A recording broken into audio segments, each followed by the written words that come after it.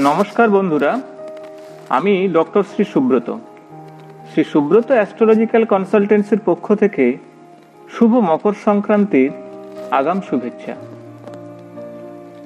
আজ আমাদের জীবনে খুব গুরুত্বপূর্ণ একটা বিষয় নিয়ে আলোচনা করব, যে বিষয়টি সব শ্রেণীর মানুষের ক্ষেত্রে অত্যন্ত গুরুত্বপূর্ণ। হ্যাঁ, ঠিক ভেবেছেন, সম্মান, যশ ও সমৃদ্ধি ছাড়া জীবনটা বড় কঠিন হয়ে পড়ে। আর কয়েকটা দিন পরে মকর সংক্রান্তি। কথায় বলে, বাঙালি তথা ভারতবাসীর 12 মাসে 13 পার্বণ, তেমনি পৌষ পার্বণ বা মকর সংক্রান্তি অন্যতম।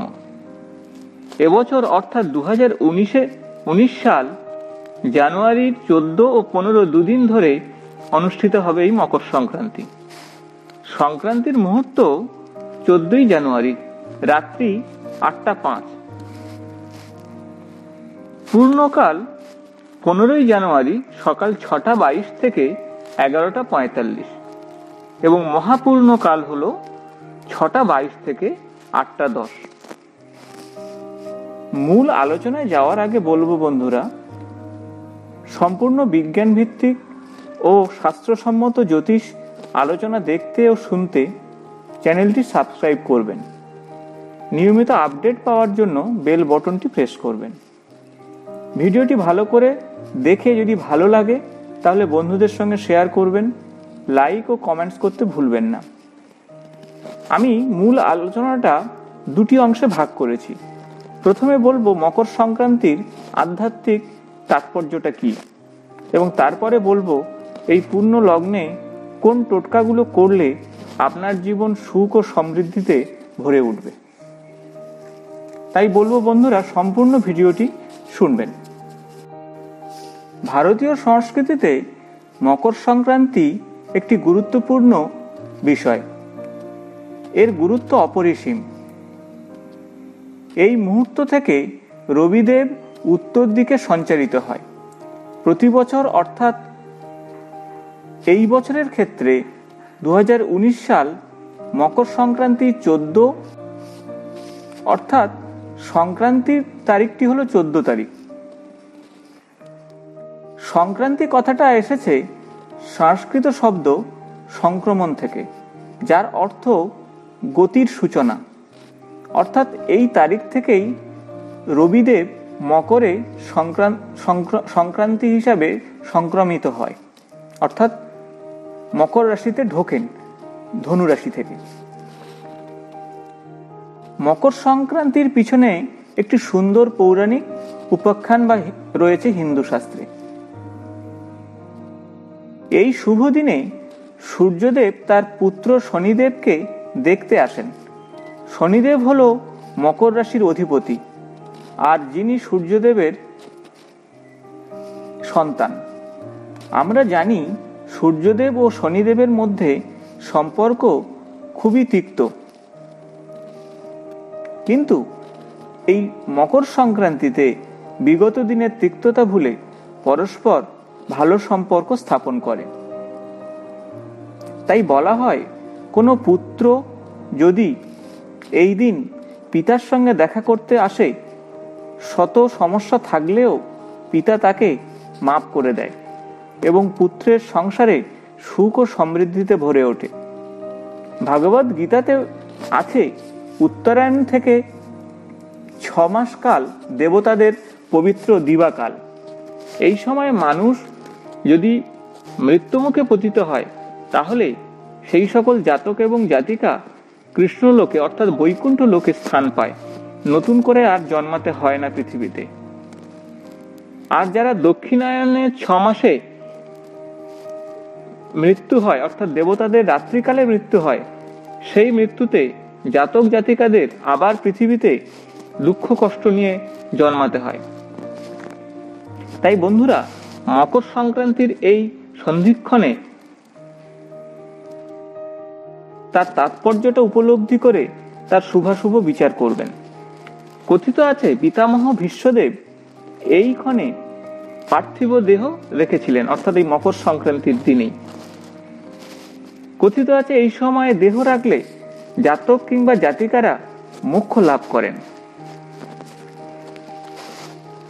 এই মোক্ষ লাভ করার পিছনে মকর সংক্রান্তির অসম্ভবভাবে গুরুত্বপূর্ণ ভূমিকা রয়েছে।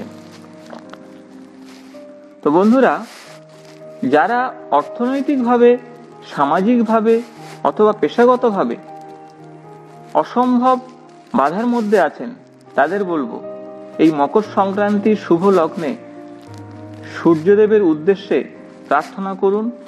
আপনার জীবনের ধর্মভাব, মোক্ষ ভাব, জ্ঞান ভাব সবই ভরে উঠবে এবং আনন্দঘন মুহূর্তে আপনার জীবন ভরে যাবে। মকর সংক্রান্তির সঙ্গে বৈদিক জ্যোতিষের অসম্ভব যোগ রয়েছে। জ্যোতিষে বলা হয়, সূর্যদেব ও শনিদেবের পরস্পর শত্রুভাবাপন্ন গ্রহ এই শুভ লগ্নে যখন সূর্যদেব শনির ঘরে 1 মাস অবস্থান করে, সেই সময় তাদের মধ্যে বৈরিতা উঠে যায় বা ভুলে যায়।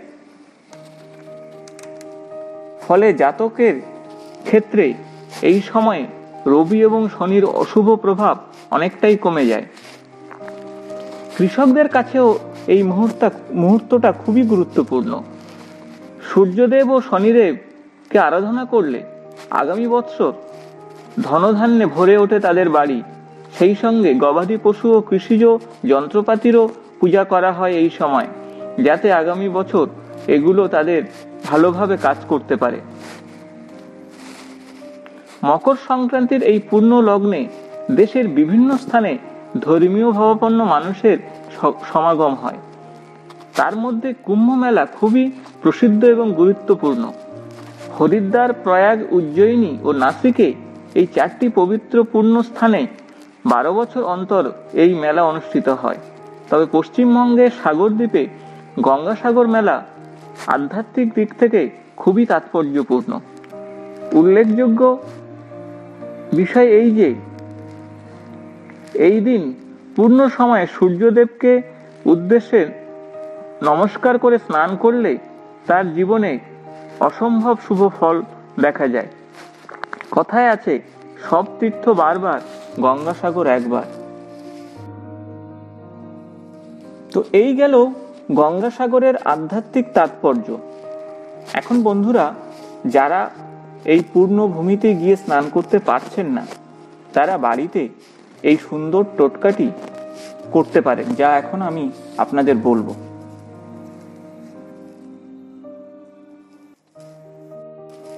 এই অব্যর্থ টোটকাটি হলো, আপনার ঘর বা বাড়িকে সুন্দরভাবে পরিষ্কার পরিচ্ছন্ন করবেন এই দিনটিতে। সকালে উঠে তেল মেখে স্নান করবেন। স্নান সেরে চালের গুঁড়ির সঙ্গে অল্প পরিমাণ আবির দিয়ে ভালো করে লেপ তৈরি করে কপালে তিলক কাটবেন।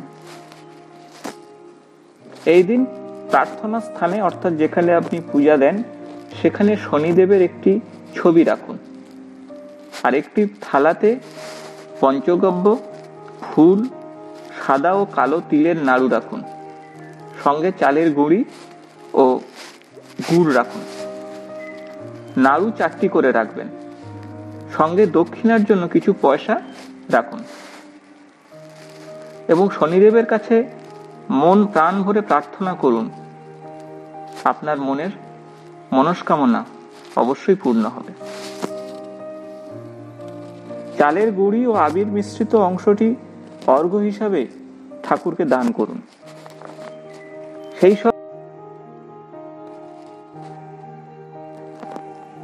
সেই সঙ্গে সূর্যদেবের উদ্দেশ্যে প্রদীপ জ্বালিয়ে সূর্যদেবের বীজ মন্ত্রটি উচ্চারণ করবেন 12 বার।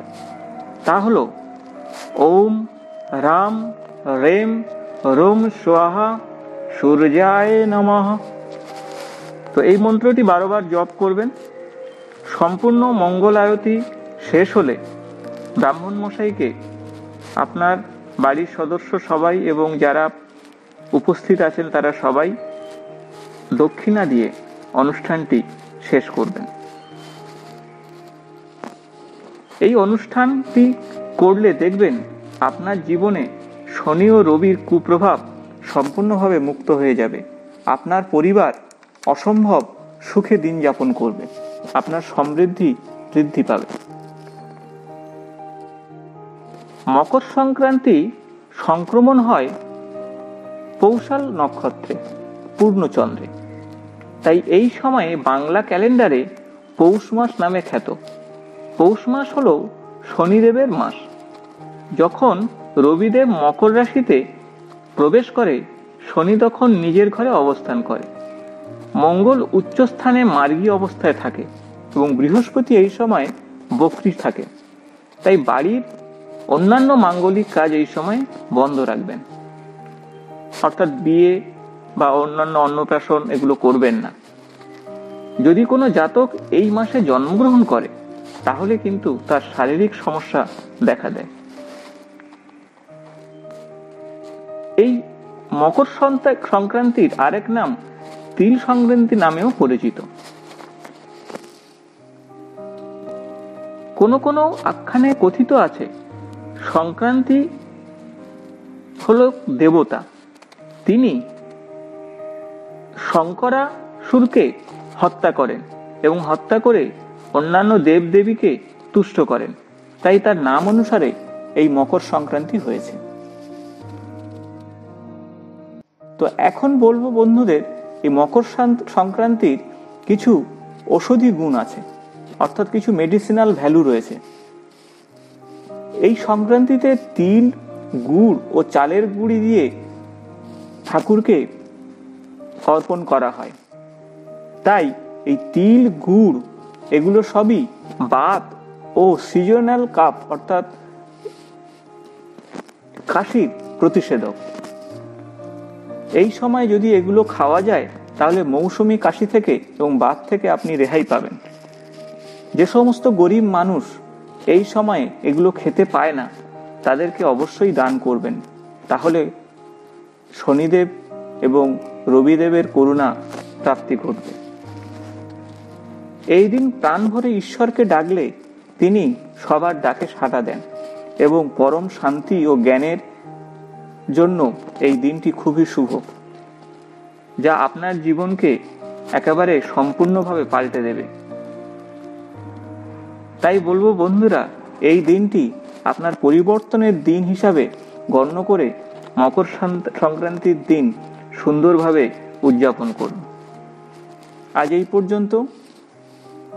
যদি ভিডিওটি ভালো লেগে থাকে তাহলে শেয়ার, লাইক, কমেন্টস করতে ভুলবেন না। নিয়মিত চ্যানেলের আপডেট পাওয়ার জন্য চ্যানেলটি সাবস্ক্রাইব করে বেল বাটনটি প্রেস করবেন। নমস্কার।